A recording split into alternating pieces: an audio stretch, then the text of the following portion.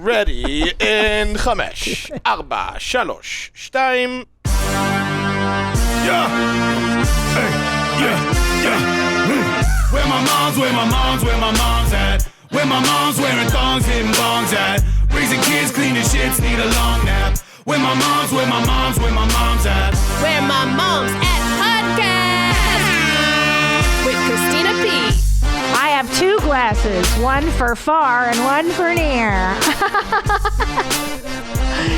LOL Comedy Club in San Antonio, Tejas. Come see me there, July 15th through 17th. Liberty Township, Ohio, July 22nd through 24th. Columbus, August 12th through 14th. And then Oklahoma City, September 23rd through 25th. Indianapolis, October 6th and 7th. Denver, Colorado in October. And then it goes into Raleigh, Judork Titties, New York. I am back. I'm going to Caroline's. And then Orlando. I'm very excited. I'm ramping up to tape a new hour of stand-up comedy. So if you want to see how the sausage is made, my voice is cracking as I'm hitting puberty. Come see how the sausage is made. It's really, really fun. We are supported by Shady Rays. I never understood why sunglasses cost a fortune, and neither did Shady Rays, which is why they set out to create the world's greatest independent sunglasses company. Shady Rays are premium polarized shades at a fraction of the price of the big name brands. Stop overpaying for sunglasses that you're too afraid to get dirty. Save your dollars and gain peace of mind with the best, most affordable shades for the outdoors. And here's the craziest part of this all. They have the best warranty. They will replace lost or broken Shady Rays. That's right. If you lose or break your shades on day one, they told us they will send you a brand new pair, no questions asked. Drop them in the lake, ocean, anything. They'll replace them. I know, I can't even believe it either, but it's so true. Every pair of Shady Rays is guaranteed for life. So take on your next adventure with the team that has your back. Change the way you wear sunglasses and give Shady Rays a risk-free shot. We think you're going to love them. And if they're not for you, you can return them for free anyways. Exclusively for our listeners, Shady Rays is running their deepest deal of the season. Use code MOMS for 50% off 2 or more pairs at shadyrays.com. Buy one, get one free. You can get 2 pairs for $48. Redeem only at shadyrays.com, where you can find all their newest and best shades.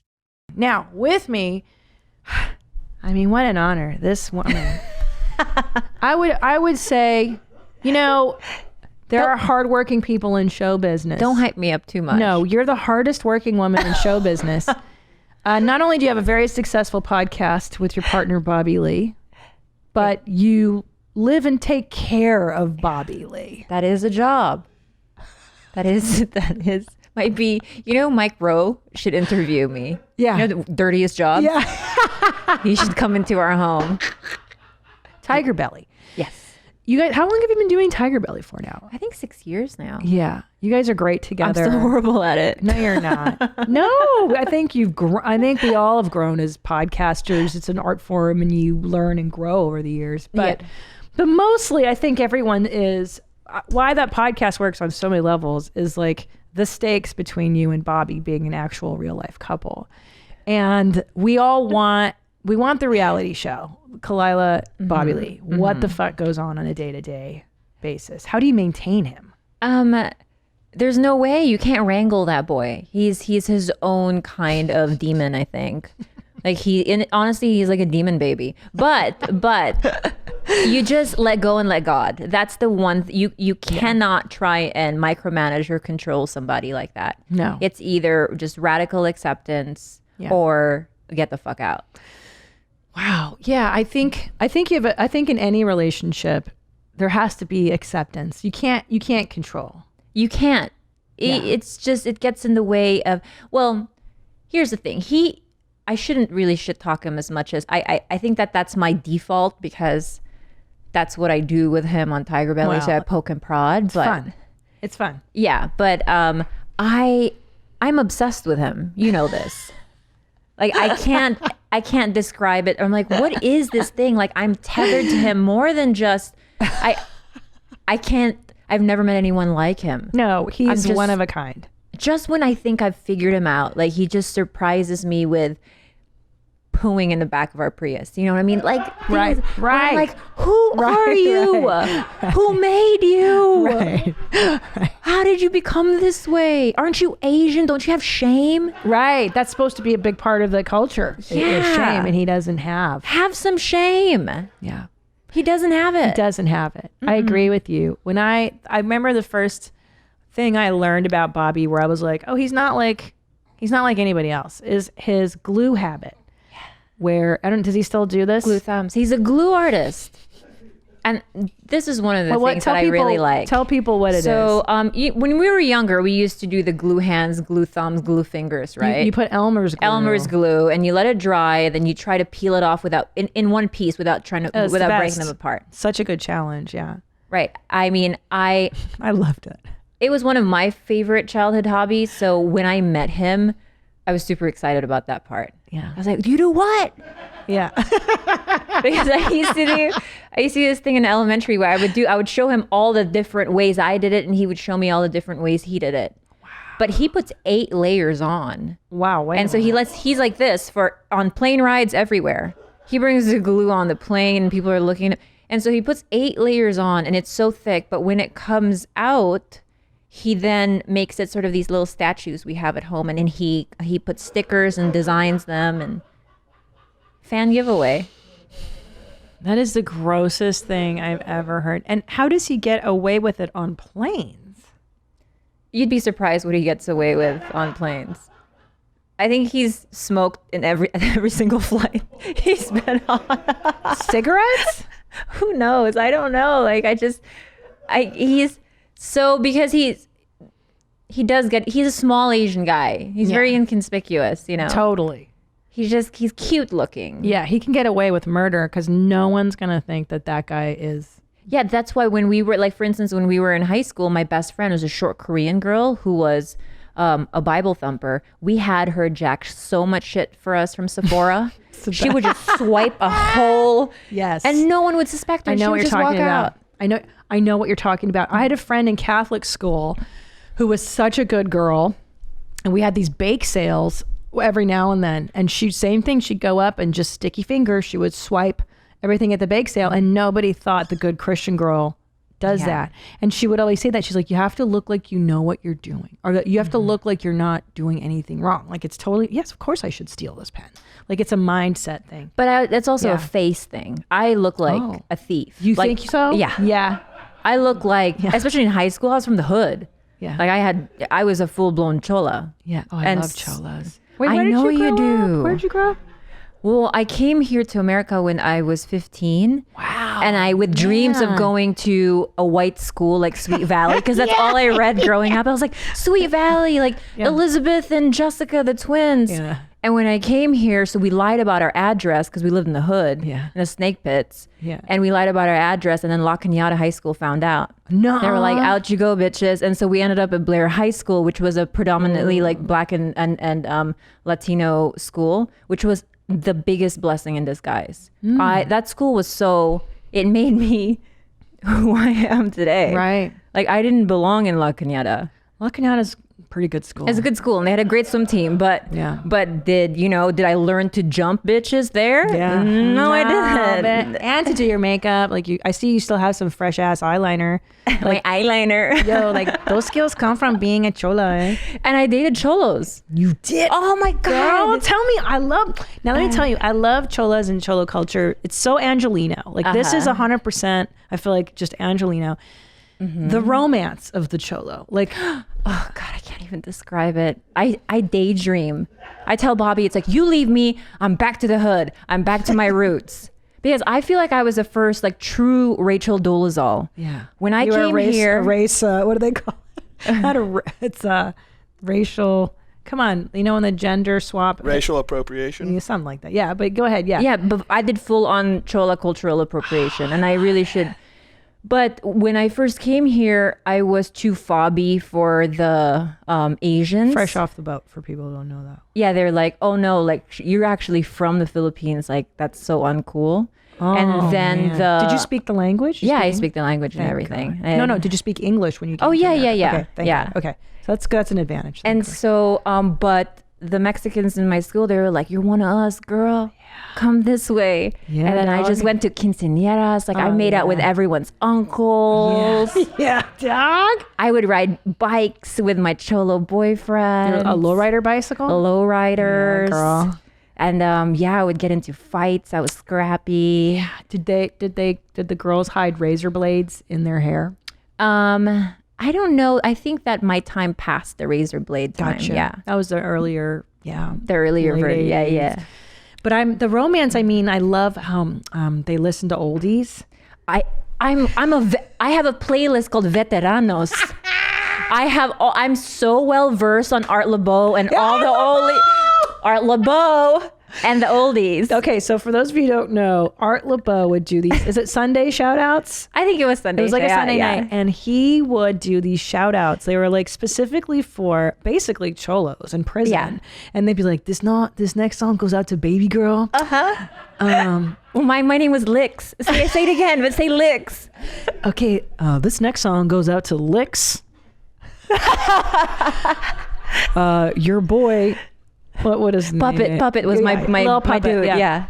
Your boy Puppet is holding it down in South Central Compton or whatever. Like he'd be in a prison, right? And there was like those prison dedications. Yes. Oh God, you're making my heart flutter. Lix. Why Lix? With an X. Yeah, well, because I gave tons of blowjobs.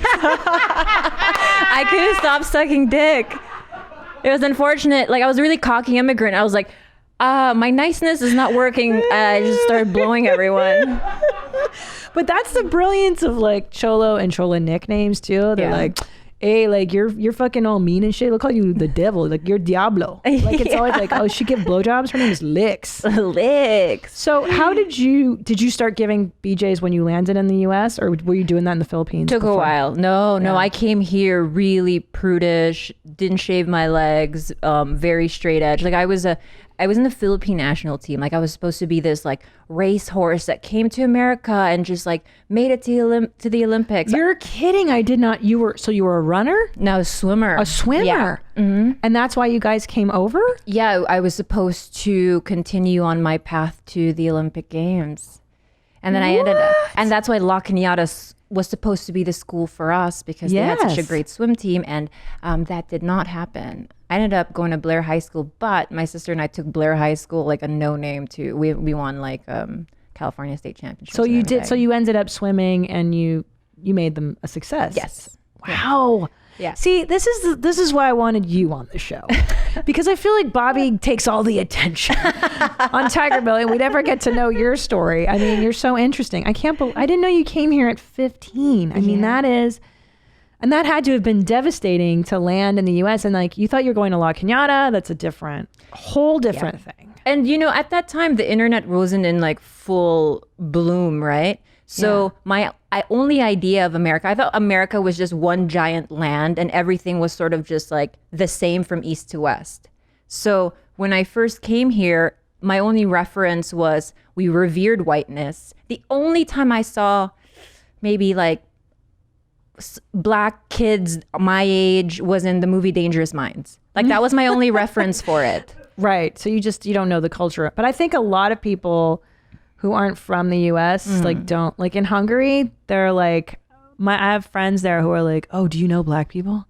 Like, do they all rap? And I'm like, no, dude. But it's it's a different, okay. So you come here. Yeah.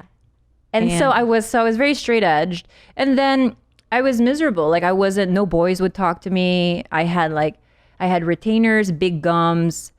And then I saw all these wonderful, beautiful cholas just killing it, just catching dick left and right. Yeah, girl. So I was like, I want to do that. So I started with a lip liner. Okay. I started over plucking my eyebrows. Hell yeah, me too. I'm still fucking growing them in from the 90s. I fucked that shit up. Yeah.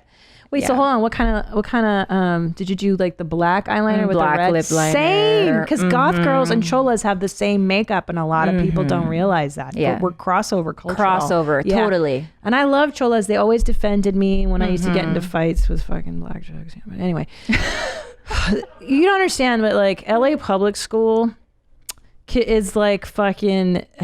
It's like prison. Some of them. It's rough. So rough. It's rough. And I like the best way I can explain Blair High School at that time was like kids got stabbed. Yeah. Like on a casual Friday. Like we weren't allowed to wear red or blue. Yeah. To So school. neither were we in junior high school because the Bloods and the Crips. Yeah. So you couldn't affiliate, right? Because if you wore red, they'd be like, where are you from? Like Pasadena, Denver lanes were the Bloods at that time, you know? And so the Bloods had taken over like Pasadena, Altadena at that time. So you just had to be really careful if you like, or they'd think you were like part of the squiggly lanes. The squiggly lanes? Or the, wherever. Oh, that's a gang It's name. a real gang name. Squiggly lanes. Damn, I never heard of them. Or PDL Bloods. Damn. Villa Boys. I'm afraid to do these shout outs. We may not want to keep this on the DL, Art LeBeau.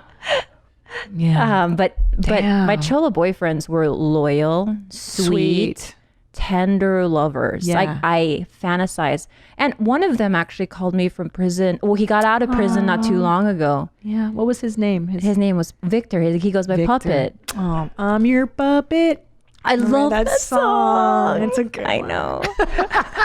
He used to sing it to me. Yeah, he's like, oh, we did? Yeah. Okay, what did he called you Lix? He called me Lix. So he called me. Like, I didn't even know how he got my number. He was like, what's up, Essa? I was like, hey, Victor, what's up? He's like, why are you talking like a white girl? He's like, and he wanted to name, he said he had a girlfriend who was pregnant and he wanted to name his daughter Khalyla. So there's a little baby Chola somewhere in LA named Khalyla. Sweet, dude. I was like, yeah. I actually wanted to name our first son Victor because I love. Victor's a great name. Yeah, it's such like a, I don't know. Oscar, great name. Oscar's a great one Hot too, name, yeah. dude. Uh-huh. Yeah. I fucking love that. I had an Oscar. I had a Puerto Rican Oscar. Was he affiliated? No, homie. No. He was affiliated with Road Rules. I made out with him when we stopped filming. Nobody knows. Yeah. Oscar from Road Rules. You want to look him up? Oh, you fucking piece of shit. I'm gonna look up see Oscar. this. Oscar Hernandez. Where's Oscar? Oh, he's cute. That's not Oscar. Oh, that the bearded guy is not. Chale, way. Did you say that a lot? Chale, yeah. Chale, way. That's not him, fool.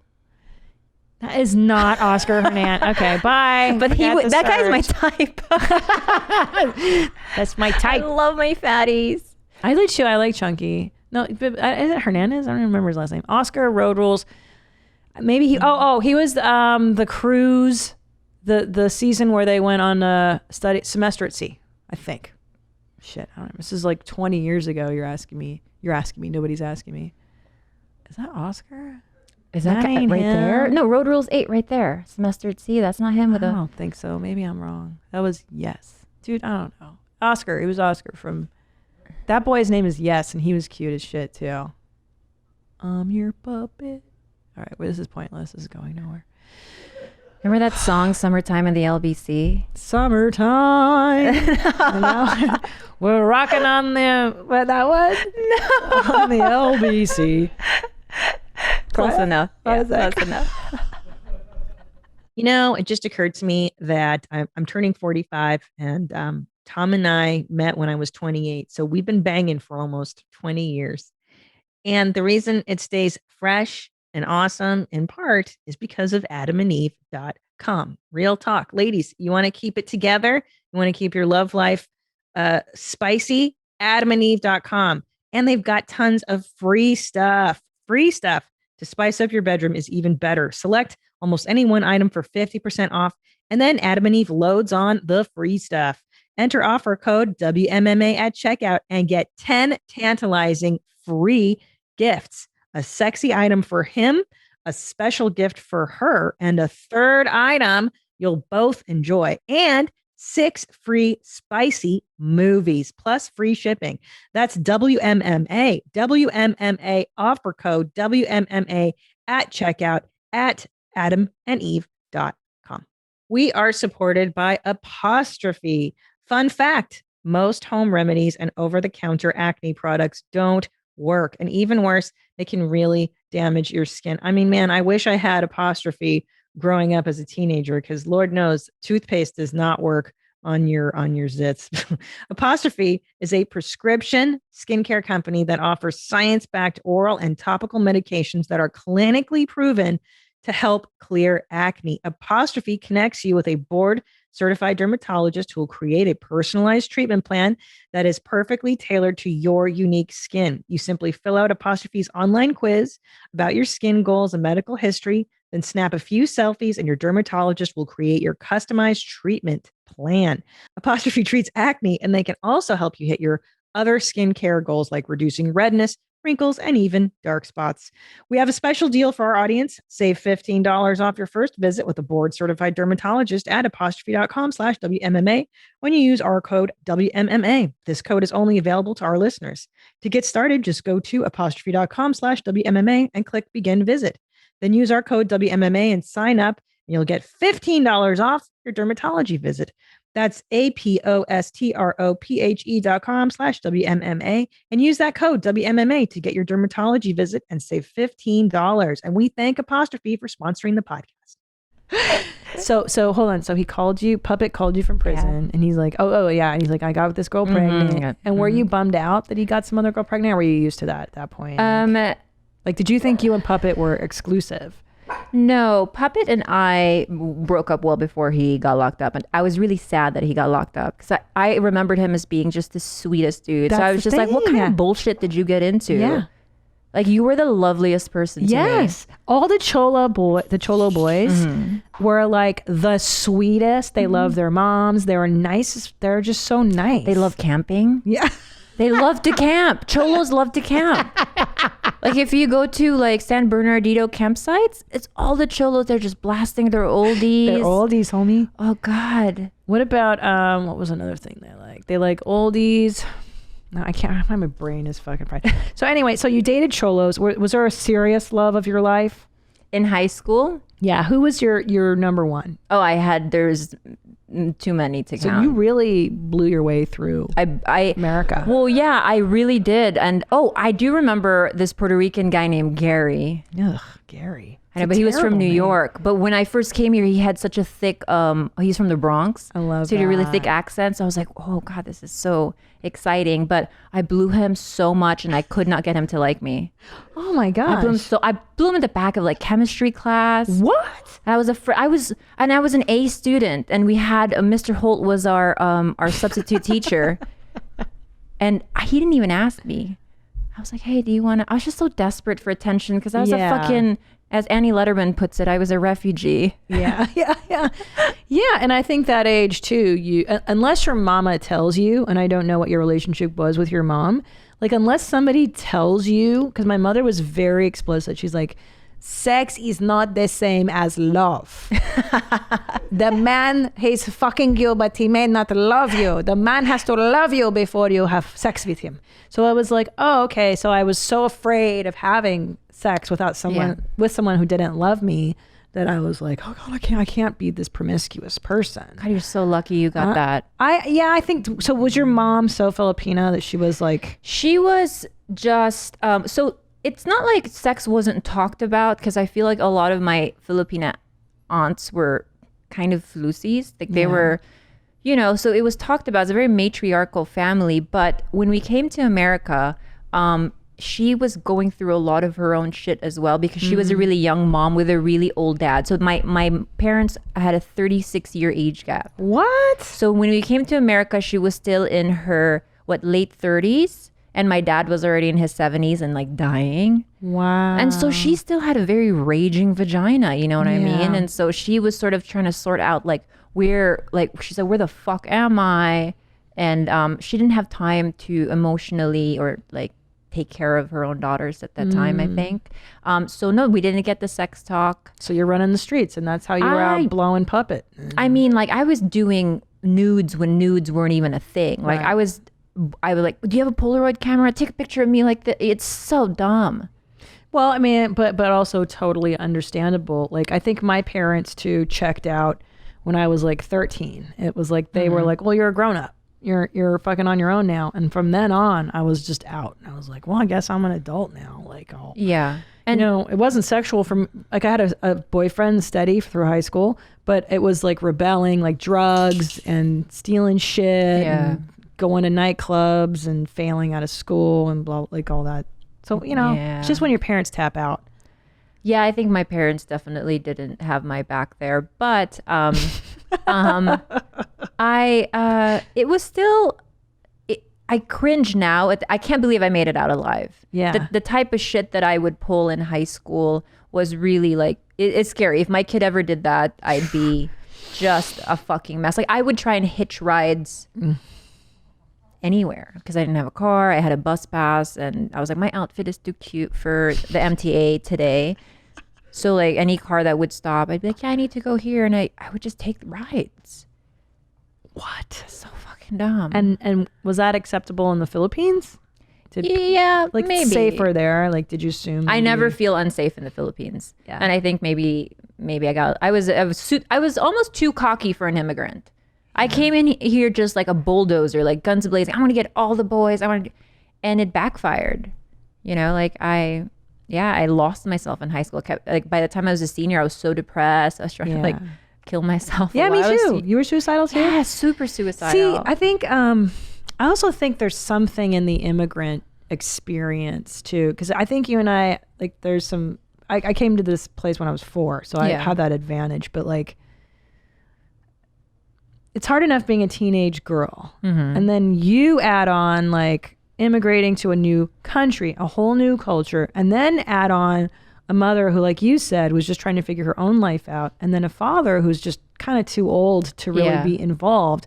And now you're raising yourself. And of course you were going to go astray. And of course you were going to go out and do crazy shit because no one was telling you how to live or keeping tabs on you. And then by the time and probably I'm just assuming, look, given that you and I are one of the few female podcasters in the world, like, I can't imagine that home life was fantastic growing up. I don't, So then you but when you become a teenager and then you become suicidal because you're like, what is wrong?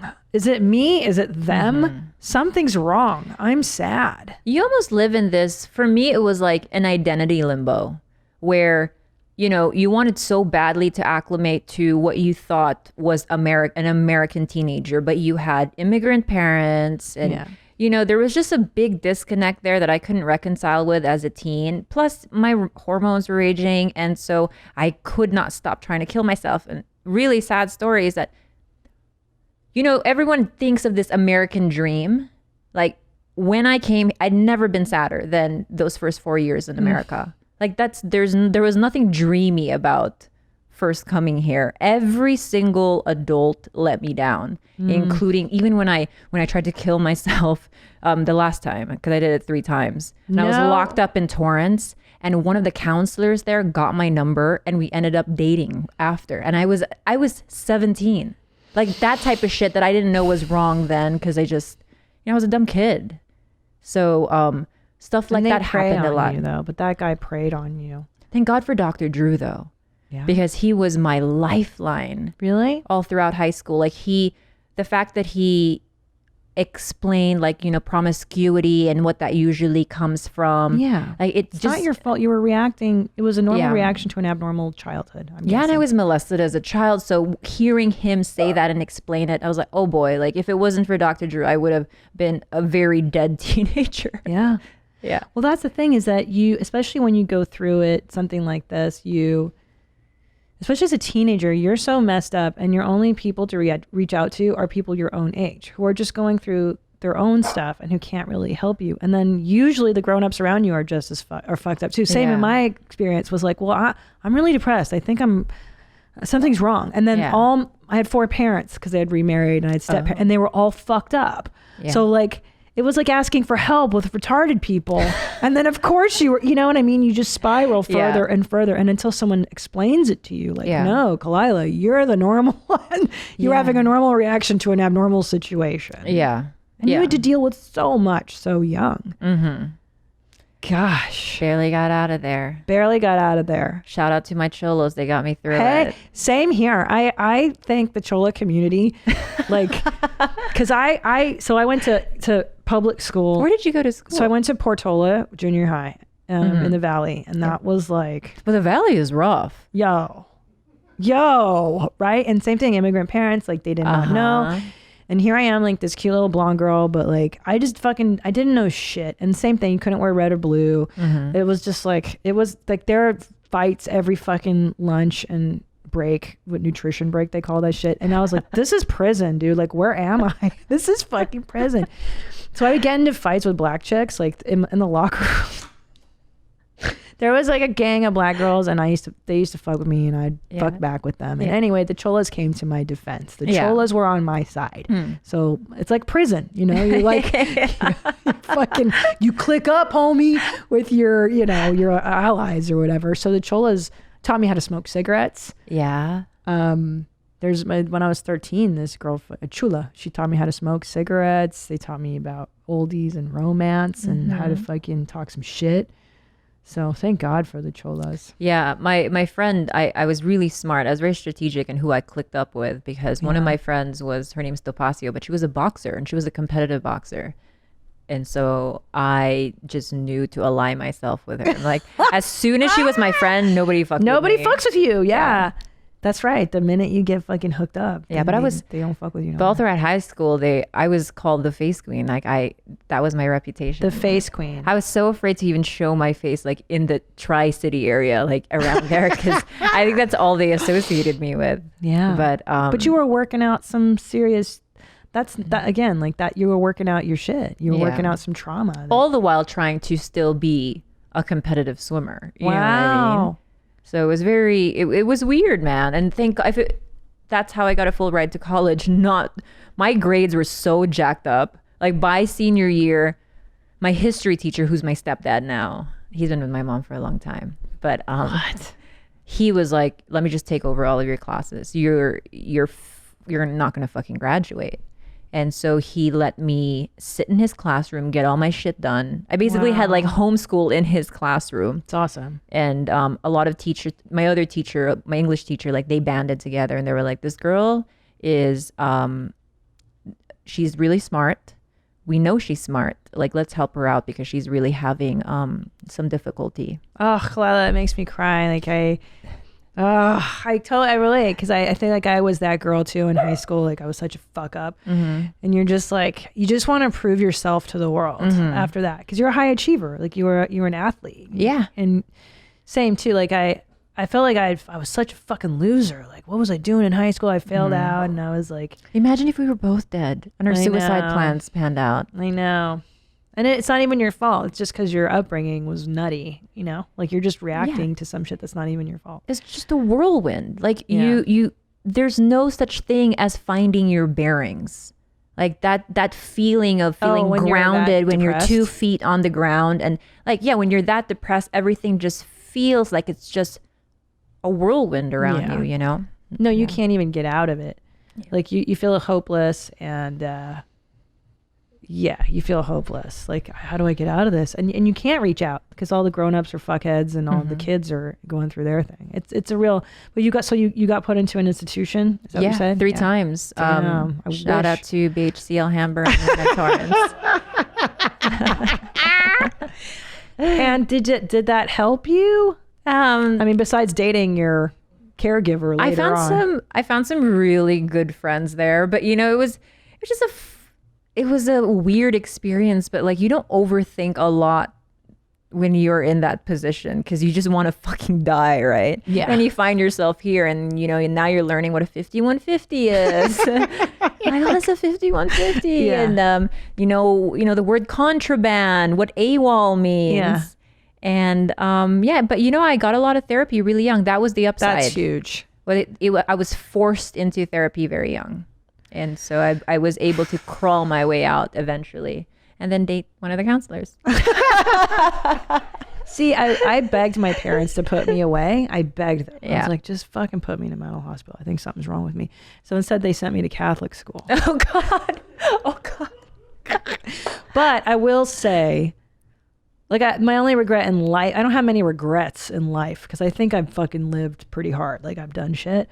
I wish I could have gotten into therapy sooner. Like I really wish my parents did have the wherewithal to just send me to a shrink at that time and like help me get through it. But whatever. They didn't know much. We were just trying to survive. Yeah. But I just white knuckled through life until I was in therapy in my 30s. Like just in survival mode. Like, fuck, dude, I'm a fucking loser. I gotta win. I gotta be successful. Jesus Christ. I can't imagine how much more miserable I'd be though if like the internet like existed at that time. Oh my, can you imagine? Yeah. I mean, all my shit would have just been on there. Just me. Being very indiscriminate about who I blew. Yeah. It would have been all out there. Can you, like, I was goth, I was hardcore, like I was so into it. And like I would sit in my room and just listen to Joy Division in the dark. Wow. And like, I was a cutter. Were you a cutter? Of course. Yeah. Of course. God, yeah. And just like, man, like, And I judge you based on how you cut. Like, what angle are you cutting? Are you Is that right? Yeah. Well, tell me your method. Let's talk. What was your jam? Well, I just remember, I don't know what movie I was watching at that age, but it was always, if I saw anyone cut just fully sideways, they weren't serious. Yeah. I'm like, that's a cry for help. You don't want to die. But if I saw it diagonal, I'm like, you're getting close. Yeah, I got you. Yeah. What about shapes? I was big into shapes and. Oh, you cut like words. pentagrams on you? Yeah. Of course you did. Yeah. Well, I was super cool. It was goth. It was like witchy. Yeah, but see, that stuff is more decorative. Yeah, it's decorative. It's like you wanted to give yourself a tattoo, but probably didn't have like the money for a tattoo, right? You were like just prison style. That's what we tried to do too. Like we would try to put ink, like ball pen ink. That'd be kind of dope. Yeah. That was really, really fun. So all 3 times you were trying to cut. No. You were cutting yourself. No, I OD'd. You OD'd. Yeah, I was really trying to be out. Be out. Yeah. We up out of here. Annie. I was really like, fuck America. Whatever picture was painted for me is very inaccurate. Get me the fuck out of here. Yeah. And take me Jesus is where, and I had my suicide note. I had. Oh, wow. You were really. I had everything. But wow. I snapped out of that. I was, thank God. But Thank God. It's one of those things too, where it's like, at that time, no one was telling me, obviously I had been molested when I was a child. And then when I came to America, our family doctor, sexually, how do I put this mildly? He fisted my asshole multiple times without my consent or without me knowing that wasn't proto. And because I was an immigrant, right? And he did that to my sister and I. So I had all these feelings. And then instead of therapists or psychiatrists saying, let's look at the whole picture of what she's going through, they just kept pushing meds. They didn't want to get to know where it was coming from. And they just wanted to throw diagnoses. She's borderline or she's this. And I'm like, hey, dudes, but what about this? What about the cause? What about this? The root of it all. But it's better now. But back then, I was talking to Dr. Drew about this too. I was like, fuck, man, I wish someone had just asked.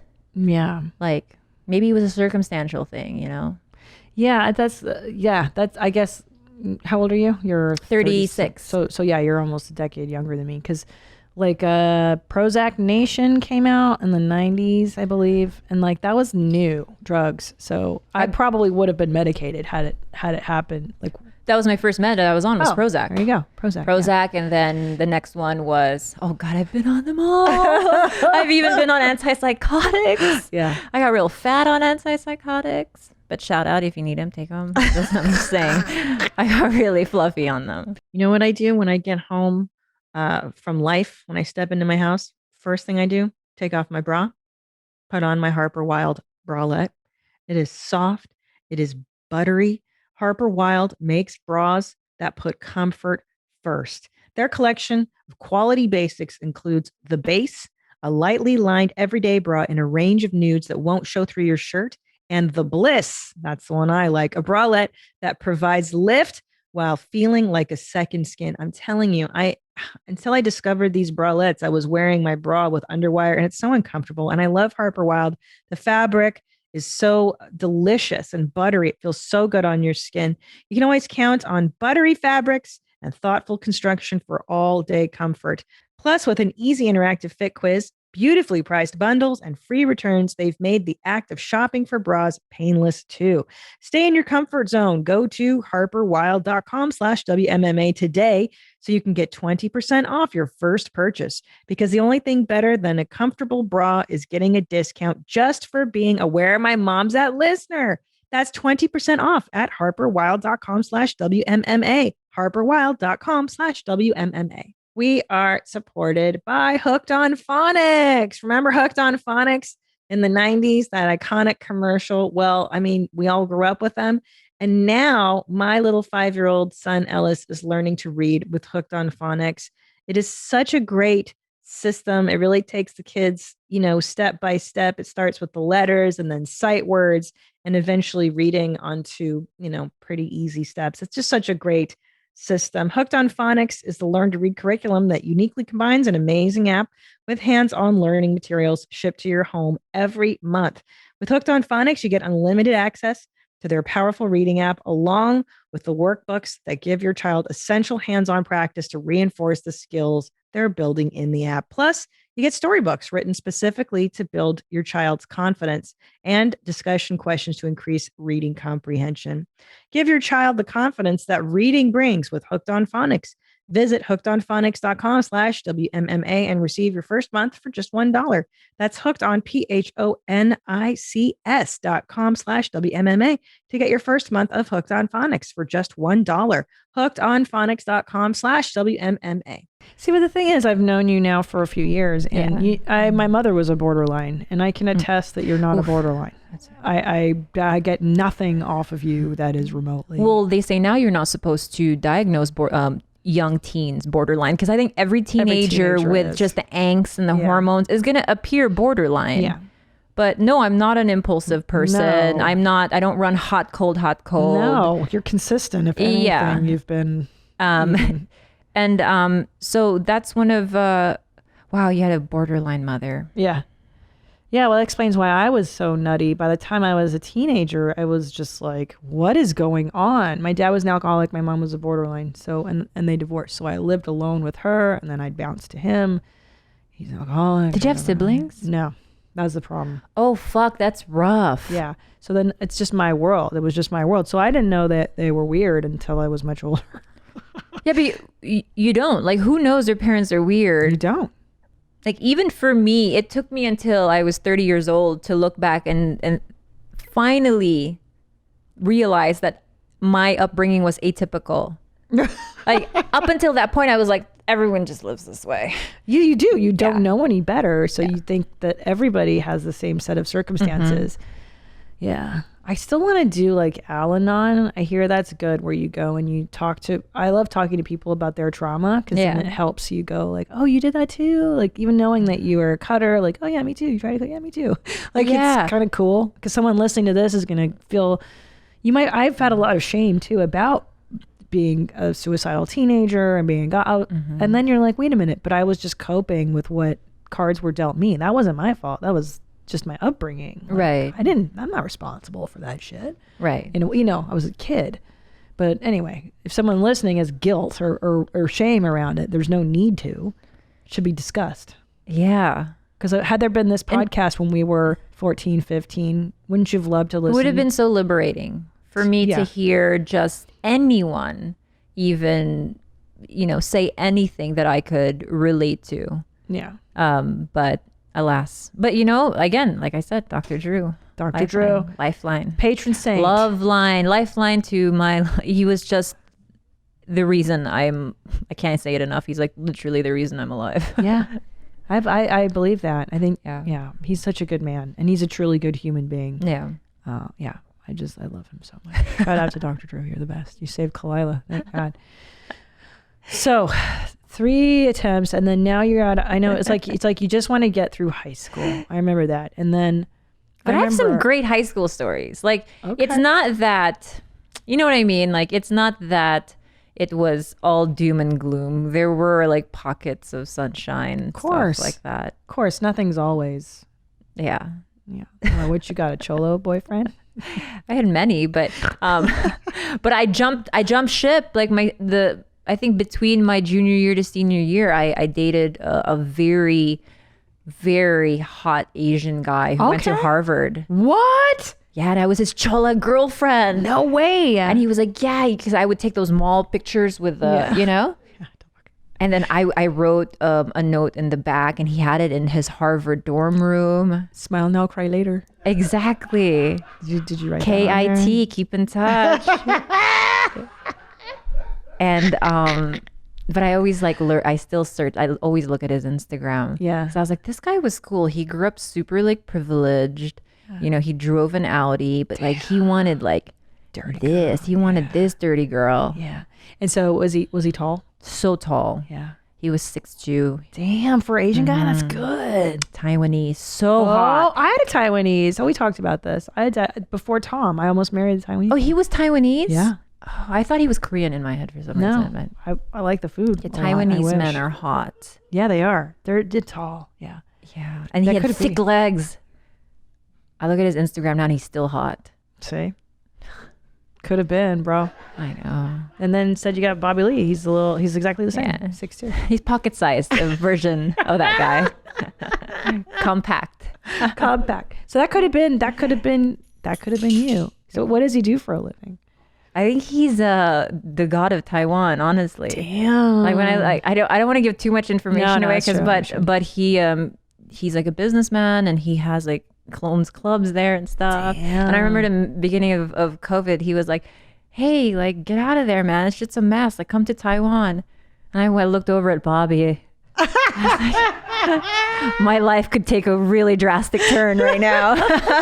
Right. So you mentioned in the lobby, you're like, sometimes I think about my life without Bobby.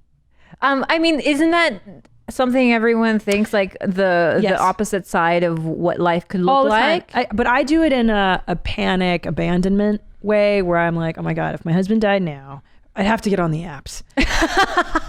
And I'd have to eat ass because everyone's fucking eating ass and I don't do that. No. That's honestly, it's died down. Everyone's back to Ass not eating? eating ass. Yeah. COVID killed that dream. Everyone is not eating ass anymore. Thank God for COVID. You're so lucky. We're so lucky. These dirt asses in there. I talk a lot about eating ass, but that really is a young girl's game. It's a young girl's game. Wait a minute. You talk a lot about it? Or did you do it a lot for Bobby? No, I have in the past. And Bobby's the only person who has resisted any type of ass play. Yeah. And I'm kind of glad. Yeah. Because I think that I talk a big talk, but when it comes down to it, it's just, I'm with you. Interesting, boys. Like I put on a poker face. I'm like, yeah. Like because my rule is like, you know. So what's your rule? My rule is like everything goes like in the bedroom. Right. But 36, you know, it's a new year. My feelings are changing. So you're saying that, yeah, you kind of did it in the past just to please or appease. And it's not, did you taste brown? I have, unfortunately, not intentionally. Yeah. I have.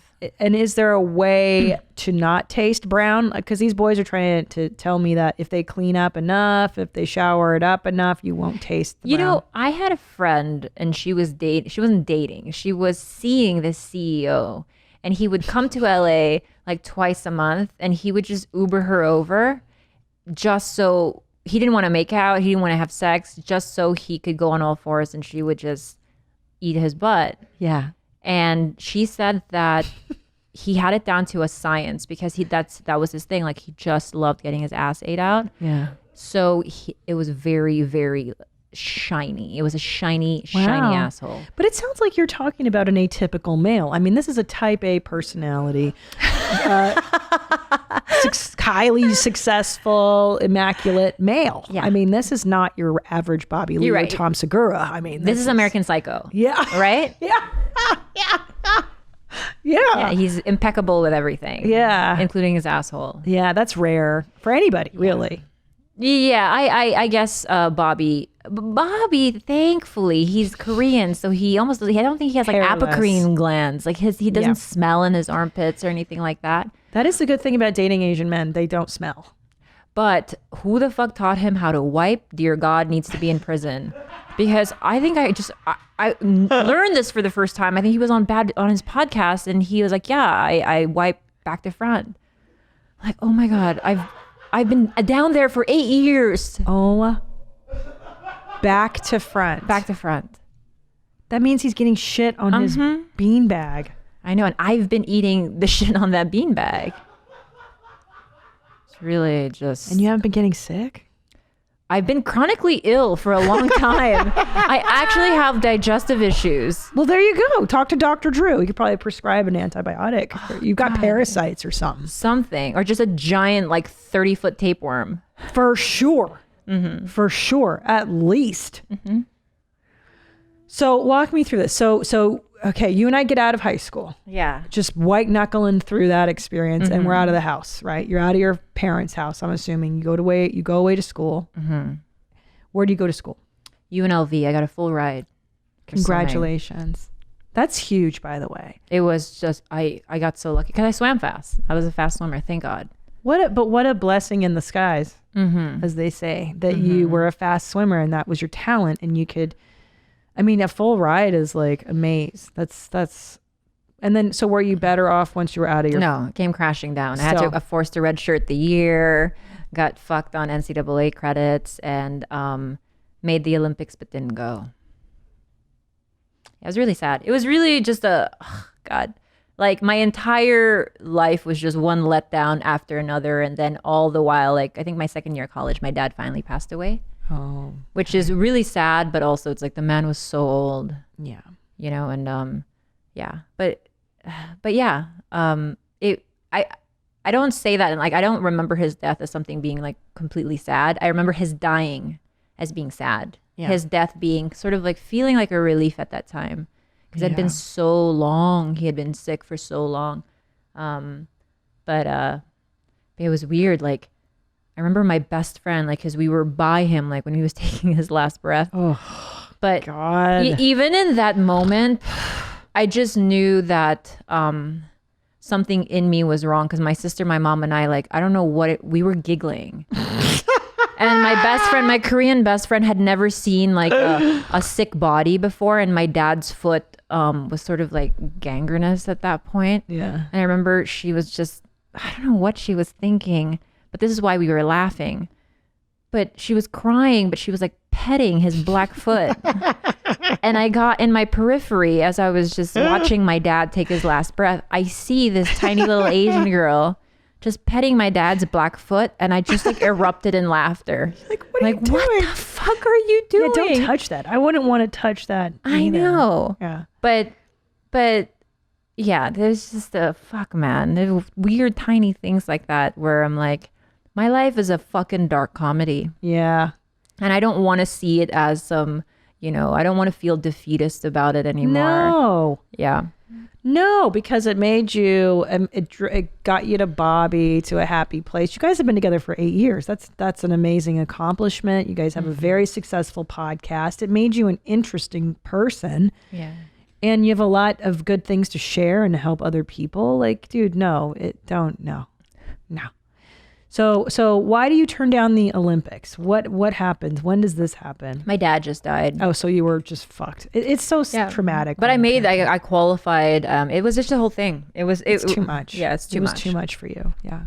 But yeah, it would have been nice. It would have been Athens. I would have gone to Greece. Damn. I think I should attempt to come back. Try it now. 36. Yeah, it's not too late, right? It's not too late. I have a heart condition, but we'll see. At what age can you not go to the Olympics for swimming? Like, what's the final? I don't think there's an age. You just have to be fast enough. So let's suppose, obviously, I'm not swimming for the U.S. Olympic team. I'm swimming for the Philippines, which is a completely different standard. I mean, not to like shit on, Filipino sports, but it's like you have to be a fucking alien like Michael Phelps to make it to the U.S. Olympic team. Like, I'm not that caliber. I'm fast. You're Filipino fast. I'm Filipino. I'm American fast, but like... Yeah. U.S. Olympic trials fast, but not Olympics fast. That's amazing. So like Division 1 fast, but not Olympics fast. What was your way of, what is it, your stroke? Yeah, I was 200-meter butterflyer. That's this one? Yeah, that's that one. That's so hard to do. Mm-hmm. I swim sometimes for, recreation, and I just do, I do the under the water. The breaststroke. The breaststroke. Yeah. And I attempt to do that. I can only get like 5. And then I'm like, fuck, this is hard. We should go swimming together. I would love to. I would love you to show me proper form. I will give you proper technique. Yeah. Yeah. It's the butterfly is all about undulation. It's a lot of it is in the kick. Not so much the arms. If you're going by your arms alone, you're fucked. You're right. You can only do just 5. Yeah. So my form is way off because I was watching videos on YouTube for the breaststroke to get the form. The form is everything. Timing is everything too. Yeah. Timing. We'll get that down for you. Okay. Yeah. I'm gonna get in the Olympics this year. Next year. When is the Olympics? I don't even fucking know. Wow. So your college years are still a drama. I mean, I think that the death of a parent is it's one of the hardest things you go through as an adult. Yeah, it's top 5 suck as an adult. Yeah. It's really, really hard. So that'll fuck up 5 years of your life. I think the death of a parent. At least three. No, wait, 1 year of denial and grief and horror. And then the next year you're just kind of getting your head out of your ass. And then, that's tough. Do you still have both of your parents? No, my mom died in 2015. And then my stepdad died a year after her, more or less. So it was weird. It was weird, yeah. I mean, that's the only, if it's any consolation, men really don't survive long after their wives perish. This thought does bring me joy. Me too. Because I don't want Tom remarrying some hot 20-something yoga instructor. I will cock block that operation for you, girl. So fast. Same. Let's make a pact right now. Unless though she was like an ex-Chola, then I'd be like, Christina would approve of this. But she has to be nice to my children. Mm-hmm. Like, Khalyla, do me a favor. Like when he does meet this 20-year-old dum-dum. Yeah. She's gonna be a dumb She's gonna be a fucking idiot. Yeah. Because I don't think that he'll be looking for the kind of love he had with you. He's just gonna be looking for a thrill that's very opposite of the all-encompassing love you shared. Thank you. And not a lot of this. No, she's gonna be like, her mouth will be sewn shut. You know what I mean? She's just no slit there. No slit there. Just sewn shut. Just slit down there. That's all. That's it. One hole. One hole. Yeah. Yeah. Well, who do you think Bobby is going to go after when you die? The exact same type. Yeah, just a dummy. Yeah, him and Tom are going to go out there and they're going to be looking for women very opposite. Yeah. Yeah. That's interesting. Do you think aesthetically they'll go opposite? Like, will Bobby Lee go for He's going to go for a very skinny blonde girl, I think. Yeah. Mm-hmm. Yeah, and Tom's going to go like a beautiful, perfect Filipino. I think so. Yeah. I think you're not wrong about that. Fuck. That hurts. Yeah. Well, what can I do to get your back? Like, just kill him. Kill him. Just slip in some cyanide and just take him out, please. Yeah. I just don't think, honestly, I don't think he would survive very long without me. He would burn the house down. Yeah. Something, there would be some like electrical fire or something would happen. He'd slip on a banana peel and die. Yeah. We are supported by Cuyana. Fewer, better things. That's the philosophy behind Cuyana, the San Francisco-based brand that encourages customers to purchase fewer but better quality pieces that you will love and treasure for years to come. Cuyana believes in making long-lasting bags, accessories, and clothing from high-quality materials that you'll wear every day. Cuyana really opened my eyes to the disposable fast fashion industry. And after getting a Cuyana bag of my own, I've embraced a fewer, better lifestyle. I recently got my first Cuyana bag and I just love it. The design is wonderful. The color is great. The texture is great. And it's just a great on-the-go travel bag. I just think they're wonderful products. You should definitely give this a try. Cuyana is known for their tote bags. That's what I have. But they have all kinds, crossbodies, backpacks, satchels, and more. Plus, they make incredible classic and timeless apparel from simple dresses, tops, to shorts, perfect for this summer. Cuyana never goes on sale, but as a special offer, my listeners can receive 10% off your first order over $150 plus free shipping. Visit Cuyana.com/WMMA to get your individual code. That's CUYANA.com/WMMA. Start shopping fewer, better at Cuyana.com/WMMA.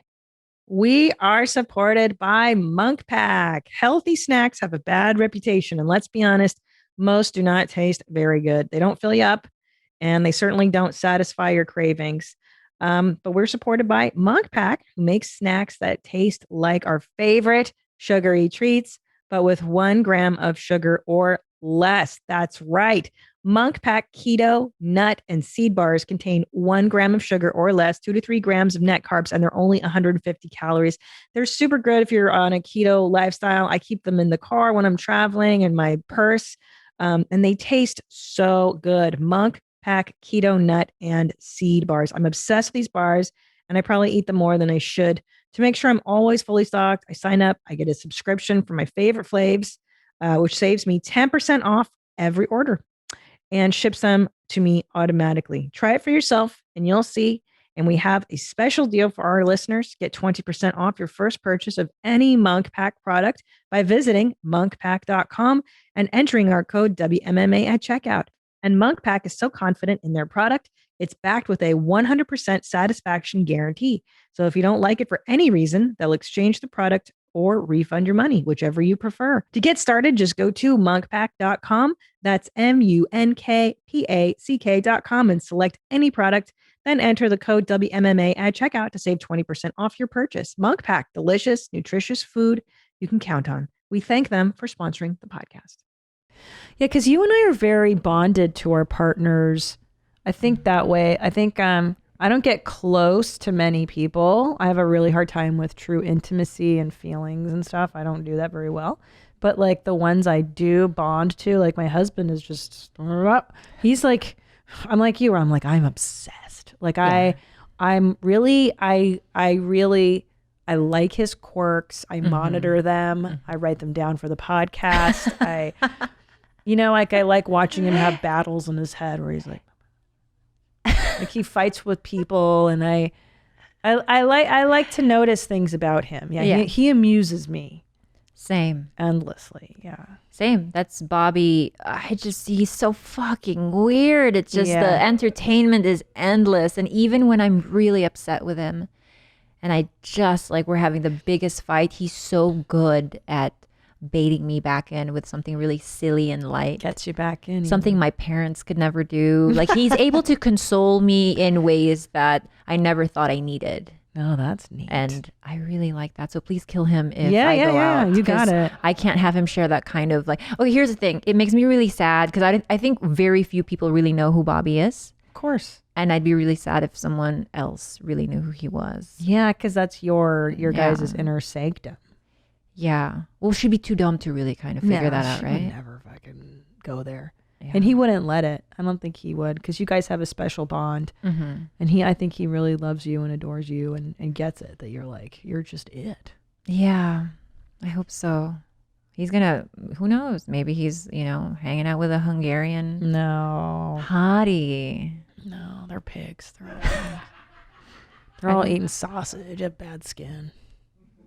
I feel like they can't be. Hungarian women have grossest people in the world. Really? Rude. They're so rude. Just go ahead and, just look at these pigs. Hold on. Never visit. Look at that 8 reasons you should never visit Hungary. There's one. There she is. That's the woman. Yeah, there you go. This is the most beautiful woman in Eastern Europe. There you go. There she is, babushka. Nah, he ain't gonna do that. So, do you have a relationship with your mother now? A good one, bad one? A good talk one. to her. How did she feel about your mental illness stuff? Like, did she ever talk to you about that? Yeah, it's in a very in the best way that she can. Yeah, because she also grew up like. Thank God I've been in therapy, so I understand her set of trauma as well. And I thought I had it bad. She had it far, far worse. So I'm able to like offer her grace in that way where I'm like, look, it really isn't your fault why you raised me the way I did. Like you really didn't know any better. But we have a great relationship now. But she beat me endlessly and brutally growing up. Oh my God. Not even, that was the only upside of coming to America, is that I could call 911 or Child Protective Services. And I threatened that the moment we landed. And I remember being in JCPenney and her saying, hey, go ask for a 32A for your small titties. And I was like, who do I ask? Like, you know, how do things work in America? And I was like, you ask, Ma, you're the adult. And she like threatened to backhand. And I was like, nah. This camera is here, lady. This is America. You can't pull that shit anymore. Not today, bitch. That was a relief. And she probably hated losing that power over us. But when we grew up, she beat us like fucking like internment style. No. Like, she would have us kneel on rock salt with our arms out like this. Oh my God. She would do this thing called stomach belt, where we would have to lay on the bed with our stomachs exposed, and she would belt our stomach. Jesus. She would fucking use banana peels to just whip our faces. Jesus. Mm-hmm. Yeah, she was real fucked up. She was real fucked up. She thought that what she did to us was mild in comparison to what was done to her. So she didn't really feel that bad. And even if you ask her now, I'm like, you know, because sometimes I'm like on my hands and knees when I'm feeling just really vulnerable, and I'm like, can you just say that what you did to me was bad? She goes, those were the times. I don't know what to tell you. You know, like I didn't know any better. Now she knows. Like if I had a kid now, she would not. You wouldn't let that shit happen. Employ torture tactics, but she punched me so hard in my mouth one time that it took me 3 hours to unpluck my braces wire from my lips. I remember hiding in the trash can for like my neighbor's trash can for 2 hours, and she was just, I could hear her circling the neighborhood like, where the fuck are you, shit, you know? But yeah, that was I love my mommy now. She's not who I wouldn't. I don't know how. She sounds like a real animal to me, man. I don't know how you do. I got to tell you, because I think especially as a mother now, I can't even conceive of hitting my kids. It's so far off the menu. It's not. There are times where I want to be like, you know, but it's more about me wanting to run away from them if they're crying. Mm-hmm. But to hurt your baby, the wire's got to be crossed in your head, man. That's true. Not fucking normal. It absolutely ends with me. It ends with me. For the longest time, I was so afraid of having children, because I was like, what if that's in me? What if like I have so much trauma that I can't, but I know it ends with me. Like I won't hit my dog. I don't hit anybody. Like, good for you. Congratulations. And I know that she as well, she's just like, I ask her, I'm like, what do you think of like how parents are like rearing their children now without having to like physically discipline them? She's like, no, that's the right way. Because she's realizing that all her anxieties and all her fucked upness is rooted in that as well, you know? Yeah, it's not the way. It's not the But I love her so much. She really is just a really, really kind person who just was dealt a really fucked up, like, you know, deck of cards. See, I want to get there. I want to get where you're at. I mean, with my mother being gone physically, it's really helped me get there. Yeah. Because now I'm like, she's done suffering. She's done torturing me and herself. Like, so have you done a trauma egg? What's that? That's what helped me. What's a fucking trauma egg? It's a drawing they make you do when you go through like intensive like therapy, like the therapy, not just in a therapy session, but you actually, that's what it looks like. But it gives you the whole picture of your life, including your parents. But it really look at all these fat guys that are teaching you. Do you have to be fat and old and white to give me trauma?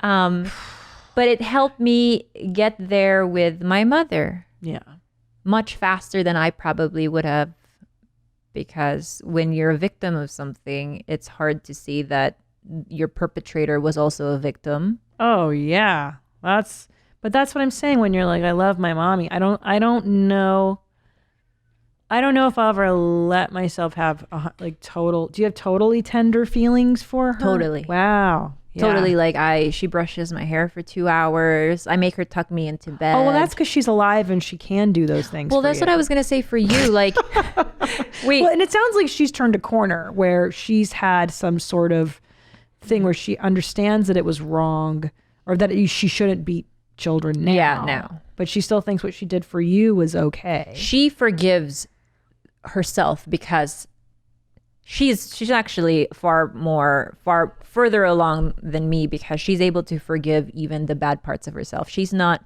feeling shameful about it anymore. She's like, look, I didn't know better. Yeah. Has she been in therapy? She hasn't, but she's gotten a lot of secondhand therapy because my sister and I have been in therapy for a long time. Okay, so it sounds like she's done some work on herself. See, I think that's the difference, though. Let me say that again to people listening. There's a difference with toxic parent. That's the label, toxic parent. I hate labels, but this is what it is. So when you have a parent who's an alcoholic or abuser physically, emotionally, and you say to me, I love them, or they're still in my life, I haven't cut them out, but it's only because that parent has done the work to earn the right to be in your life. That's different. Now, if your parent is still like, nah, fuck you, what I did was right, you're still a piece of shit, I'm going to continue to abuse you, you cannot love that parent, really. You can't love your mommy. It's impossible. You can't do it. No, you can't. So the only way, like in these movies, there's always these fucking movies where, the parent at the end, they've been a shitty parent and abusive their whole life. And then at the end of the movie, they're like, but I love them. It's like, yeah, but they had to do the work to earn the love. Yeah. You don't get that privilege. And if you say you love them, that's just Stockholm syndrome. Yeah. You just learn to love your abuser. There, you have a tether there. It's trauma bonding. Yes.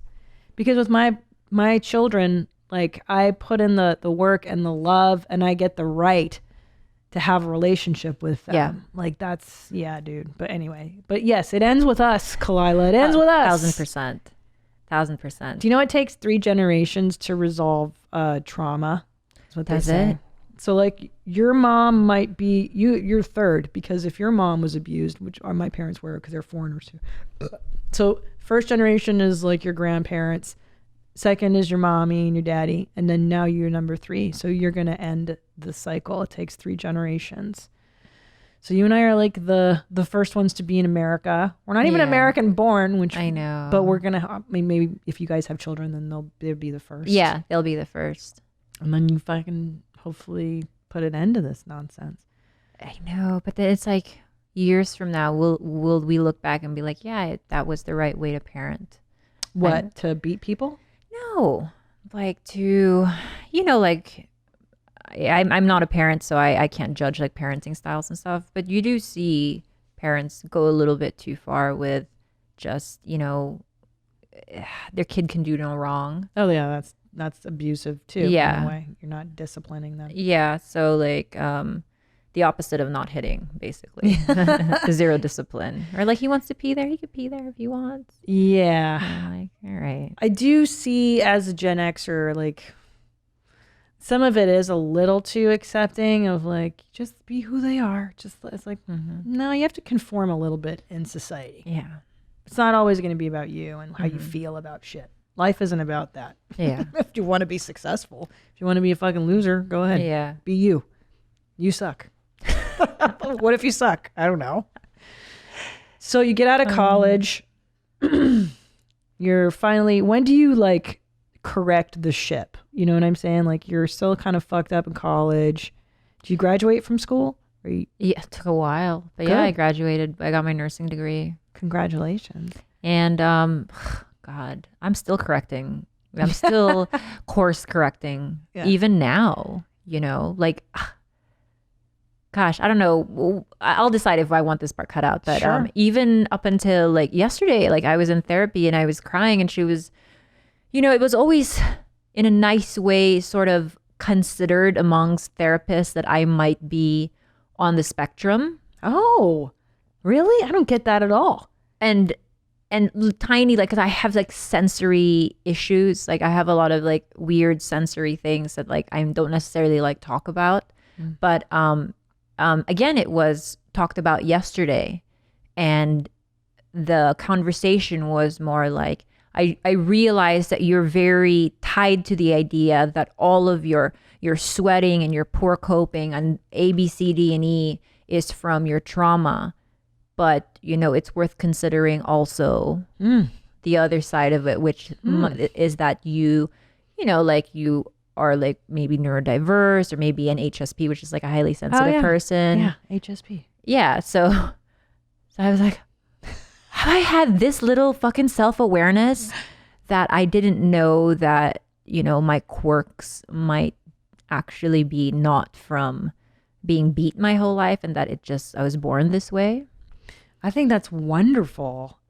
I mean, I think sounds like you have great therapists that can finally get that, because I have a friend whose child has this sensory processing stuff, and it's pretty well diagnosed now, and I think like managed. But I think that's kind of cool, because I think when you go through a lot of trauma, the point I'm trying to make is that there's a lot of stuff that's theirs and not yours, and that's what the process of therapy is. It's going, oh, this is their stuff, this is mommy and daddy, and then what am I? Who am I? So much of who you are was buried by just dealing with mommy and daddy's stuff. Yeah. So like, if this is the case for you, what a blessing. Because now you can go like, oh, that's who I am. That's Khalyla. This is my bag. Like, I didn't even know what colors I liked, because my mom would just like, you like purple. I'm like, I don't like purple. I hate purple. That's very Catholic of her to say. Yeah. Right? Catholics Catholics fucking like love purple. Yeah. Or just little things. I didn't know what foods I liked, because I want to, I want to order chicken pot pie at Marie Callender's. Don't order that. It's disgusting. No, you're going to order spaghetti. So down to like what food I liked, or who am I? Wait, I want to ask you something about chicken pot pies. Yeah. Because I do a So podcast American. with Esther Povitsky and Annie Letterman. Yeah. I love those two. We're in the process of changing our names, but I think it's called Trash Tuesday. But she says that, is chicken pot pie a food of your generation? Because like the younger kids, we don't understand. Because Bobby, our entire freezer are pot pies. Really? That's all he eats. Well, I think they're a product of the latchkey kid diet. I'm going to go out and say that they were part of the Stouffer's or lean cuisine fare. So a chicken pot pie was something a latchkey kid could come home from school and you could put it in the oven or the microwave, and it was like part of that lane. So I'm going to go with maybe even earlier than Gen X. I'm going to go with boomer food. Really? I think so. I think you're right. Yeah, it's very American, which is why my mother loathed it, because she thought, oh, this is disgusting. It's nothing tasty in here, no flavor, nothing. She couldn't understand why I would want to try that. I do like pot pies. Yeah. I understand them now. I just don't understand why like the Gen Xers just their fridge is always full of pot love it. pies. Yeah. Yeah. Oh, it could be. It could just be that Bobby likes chicken pot pies. But as a whole, I don't know. It's interesting. Very interesting. Teaching your kids how to be responsible with money doesn't have to be tough. GoHenry makes it easy to teach kids a lifetime of financial skills. Let me tell you, I love this GoHenry. I mean, I wish this had existed when I was a kid. It's a debit card for kids and an app for parents. It's easy. It's a fun way to teach kids good money habits, designed to help young people ages 6 to 18 learn about money firsthand and build financial independence. With GoHenry, they can use their card to make purchases online, in stores, or at an ATM and track spending in real time. Set savings goals and make donations, helping them learn to budget and practice generosity. It's easy for parents, simpler than handling cash, and allows boundary setting and flexibility. Real-time money transfers, automated allowance deposits, and tasks that allow your kids to earn extra money for completing chores. Set spending limits and control where the card can be used, either online, in stores, or at the ATM. This is absolutely the most unique thing I've ever seen. I mean, I can't recommend this enough to teach children how to use money. I mean, whose parents did that? Not mine. Gosh. Get started at GoHenry.com and get 1 month for free with my promo code WMMA. That's 1 month free at GoHenry.com. Promo code WMMA. What are some foods that you concocted when you were a teenager? Yeah. Okay. I know. Latchkey kid. I've fed myself for many years. Number one, steak-'em. I don't know if you ever What's had a steak-'em? Steak-'em. It's frozen steak strips, and you throw them in the microwave, and it was like steak. It's like there's this Jim Gaffigan joke. Is that steak? Because you weren't sure if it was really. That's steak-'em. And I would eat steak-'em. Also, Ramen. With ramen. how? Okay. Tell me how. Come on, girl. Come on. This is varsity. I'm here for it. Okay, number one. I like the Oriental flavor. I don't know if they call it Oriental flavor anymore. It's considered very politically incorrect. I like to make it with, I do the raw egg, put that in as it's still boiling. You cook your egg in there. Now here's something really disgusting. Shaky cheese. I love shaky cheese. On your ramen? Christina, I am a shaky stan forever. Yeah. I grew up, we had one Shakey's on my island. We didn't have Pizza Hut. We didn't have all the other bullshit. And it's where we went for every single birthday.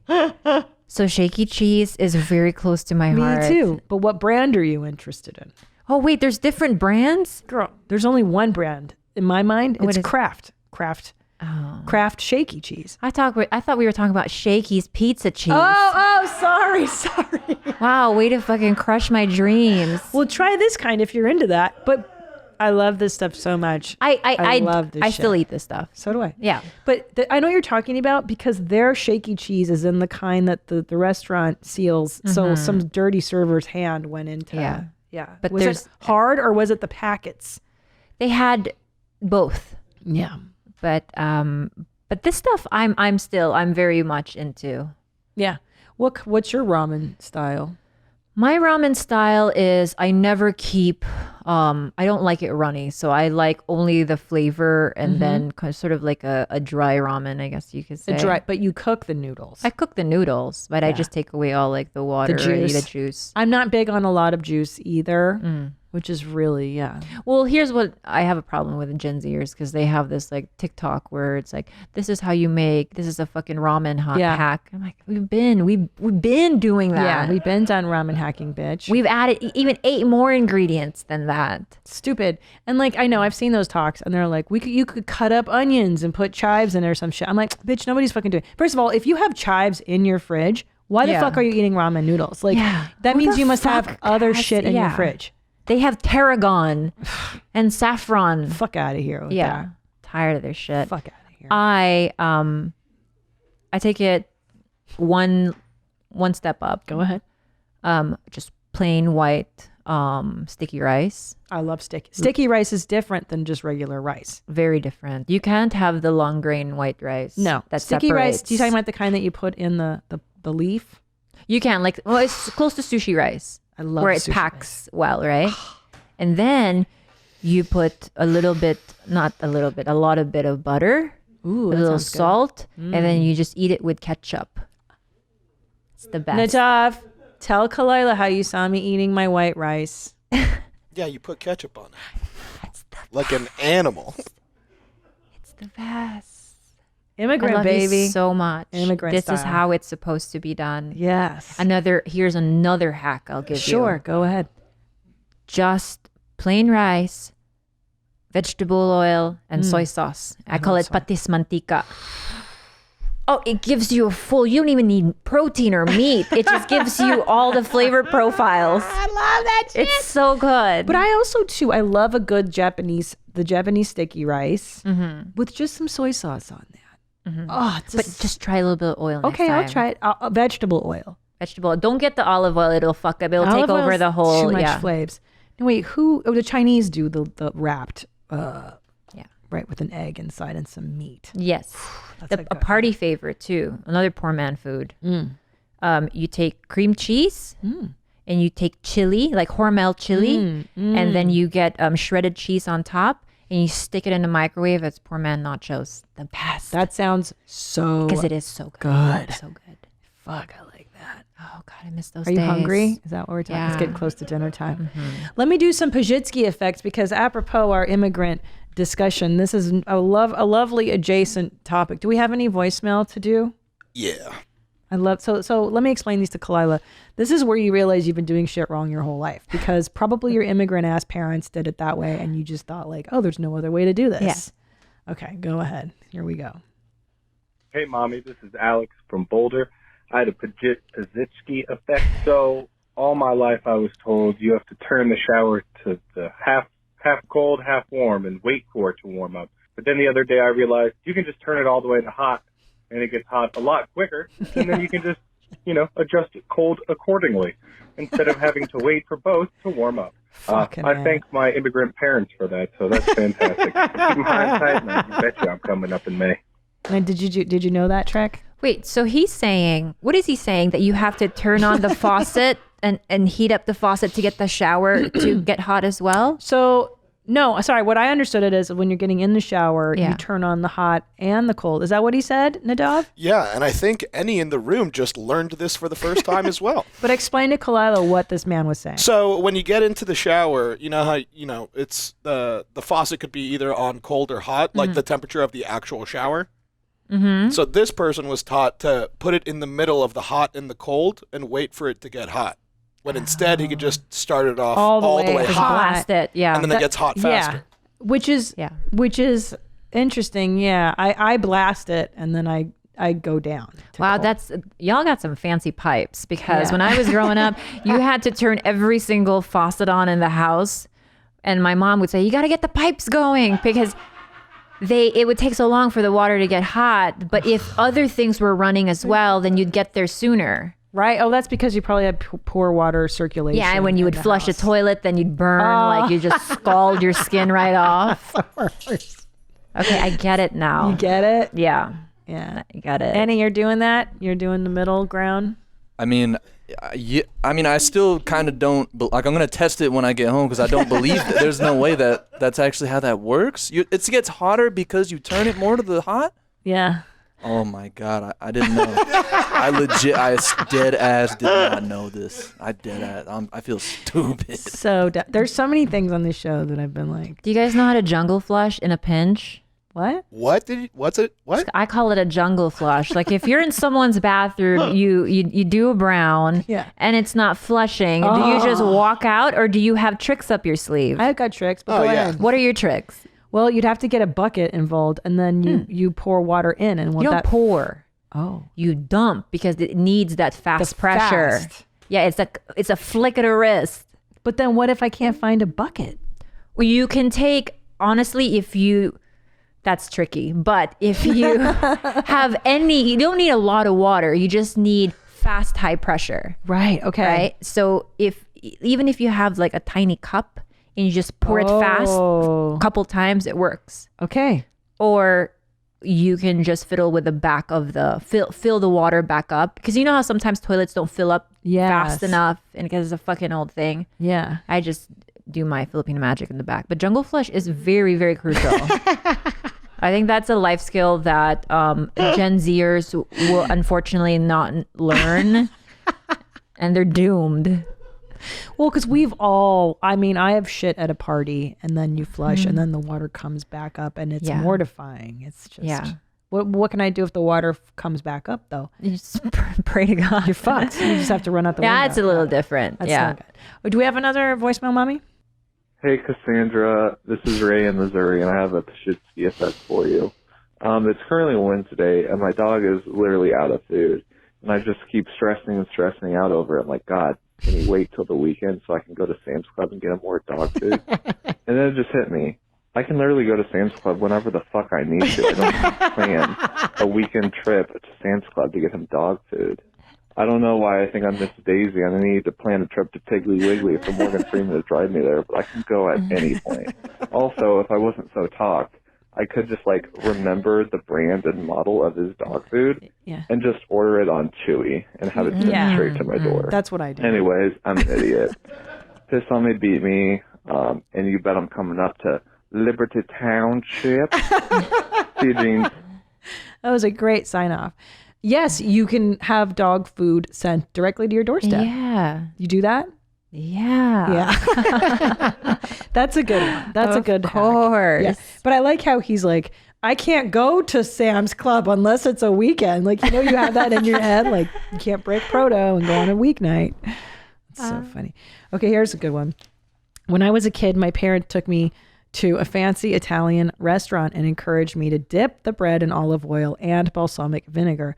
I thought it was disgusting and immediately dismissed balsamic vinegar as some kind of delicacy on par with caviar and other foods that are too sophisticated for my palate. One day, on a whim, I permitted myself to wander through the grocery store aisle where they stocked vinegar. It turns out that shit's just $2 a bottle. Heck, I even splurged and got the $3 from the top shelf. Now I can make delicious salad dressing, and I feel like the world has opened up to an overwhelming amount of hope and possibilities. Right? Like when you're a kid, don't you think some things are just so expensive? Like your mother would not, like my mother would not let us get raspberries. Those are too expensive a fruit. Who can buy raspberries? So now, of course, every time I buy fucking raspberries, and you know, it's what, $4 a fucking organic thing. And, But it hey, loses its joy. what if you buy them? Yeah, because that's how I felt about seaweed salad. Oh, that's special. As soon as Costco started selling bulk seaweed salad, I stopped liking seaweed salad. I'm like, oh, not only do I have the money to buy this, but they come in bulk. Bulk is gross. Yeah, it's like sometimes your mom is right. You cannot. It's like to feel joy, you kind of have to hold back. Ration some. a little bit. Yeah, ration. Well, that's a trigger word for me. Is that right? Yeah, my mom would ration her food. See? Yeah. Yeah. But yeah, I know what you mean, and I'm sorry you didn't get to eat all the raspberries. No, you now I wanted can't. to. Now I can't. I'm an adult. I can eat them in bed. And that's another thing I do. I eat in bed all the time. I wasn't allowed to do that. And I just, I don't give a shit. Today I had a niswa salad, and I spilled egg. Wow. And tuna? I had tuna in my fucking bed. Ooh. Don't give a shit. Do what I want. I mean, that does sound fun. Fucking care. Yeah, I'm there was something I wanted to ask you in regards to that. In regards to the thing, but it's okay. We'll move on. Okay, we'll think about it. Yeah. The raspberries, was that what you were thinking of? No, I wanted to ask you if you were still like, if that carries over from your mom, like being economical with like. Yeah, it took me so it took me many years to get out of that communist way of existence of like everything's going to end any minute where the Russians are coming. Hide. Yes, to get out of that communist shit. Like I would say up until about a year ago, honestly, if I'm being like 100% real with myself, where I'm like, okay, I think that part of me's done. Because I'm a survivor. You and I are both survivors. And let's say tomorrow it does all go away. I'll fucking find a way, dude. Like, I'll go bag groceries to HEB. I'll fucking do... Same. I don't care. I'll do it. Same. I'll figure it Nothing out. is above me. If all goes to shit, I will be anyone's janitor. I will do... Same. I have no shame about that. No. But that's why I think that's what it takes to become a successful anything. Yeah. Is to not have shame in your game. I mean, I did all those shitty jobs. Same. As a happy to do them. Happy, yeah, dude. Best job I ever had. Girl Scouts of Greater Los Angeles. Shout out. Pasadena.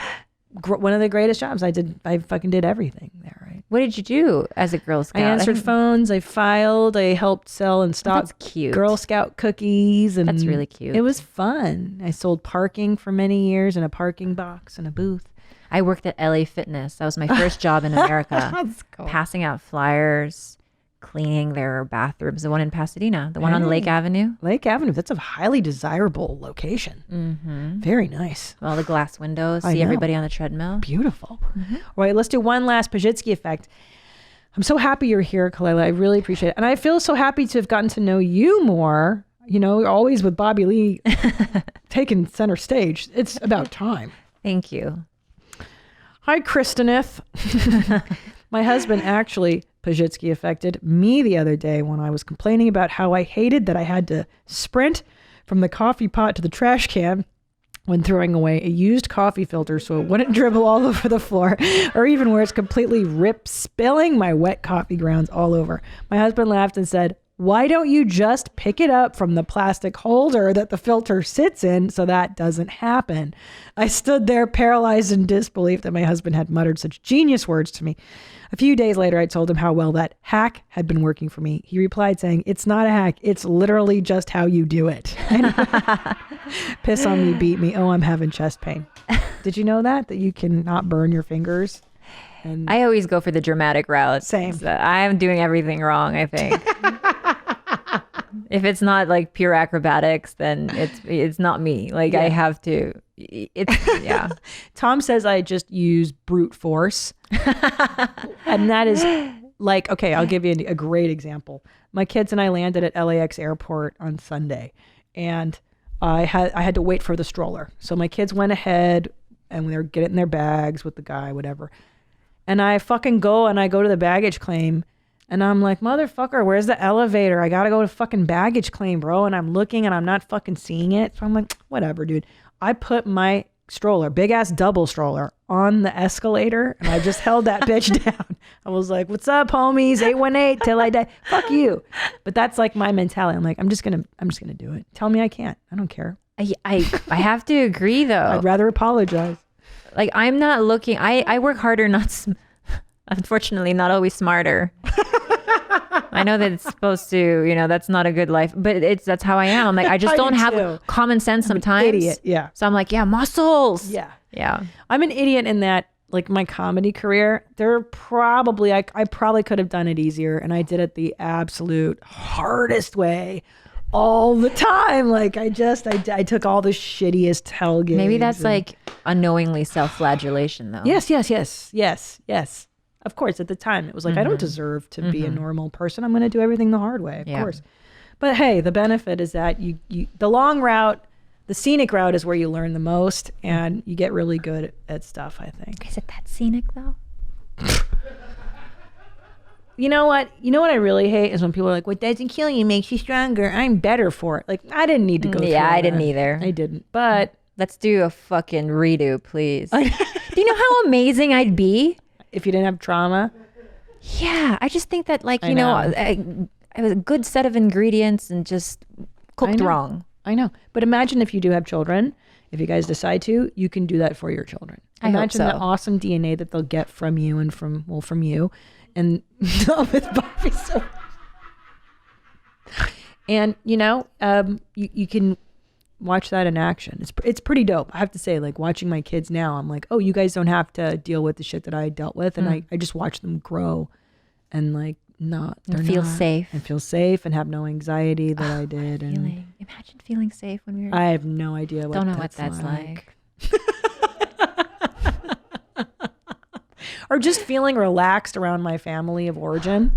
Do you remember? Like, I remember always, like, sitting in the living room, just like, oh God, like, just shoulders up around. Mm-hmm. All right, I have the biggest traps because of that. That's me. Like, my traps are massive. Yeah.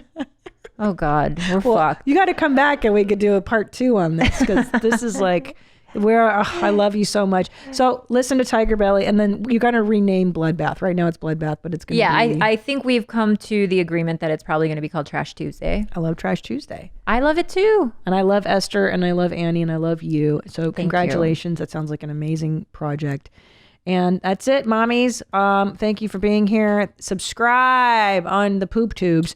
That way, every time a video drops, you get notified. That's why people subscribe. Did you know that? I was never aware. I'm such a dope. There's a Pajitsky effect for you. Okay. Until next time, stay cool, moms. Bye. Where my mom's at? Where my mom's wearing thongs, hitting bongs at? Raising kids, cleaning shits, need a long nap. Where my mom's